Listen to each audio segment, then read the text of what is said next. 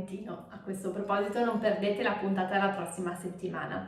Ma oggi ho pensato quindi che poteva essere il caso di dedicarci al galateo del complimento, quindi come fare e come ricevere dei complimenti, naturalmente con buon ton.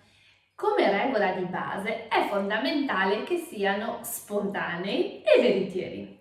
Evitiamo quindi di esagerare di qualunque forma essi siano, ad esempio quando entro magari in una casa e dico bello questo, tutto bellissimo, cioè limitiamoli in qualche modo.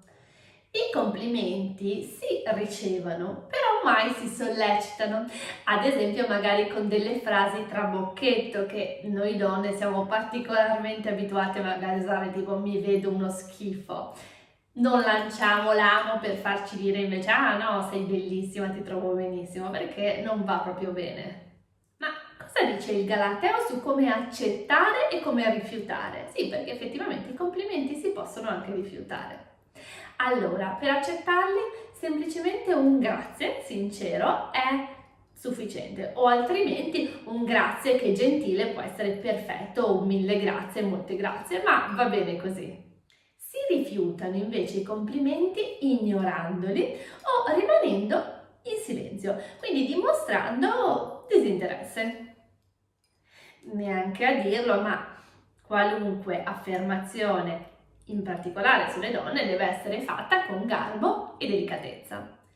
È importante che qualunque sia il contesto, anche lavorativo ad esempio, nel quale viene fatto un complimento, è bene che questo sia rivolto sempre senza creare imbarazzo e dare origine magari a situazioni poco piacevoli o addirittura equivoche.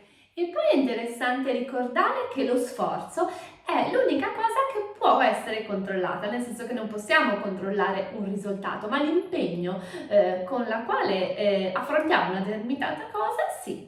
Ed ecco che se un complimento avviene mirato sullo sforzo, questo è sicuramente un ottimo complimento.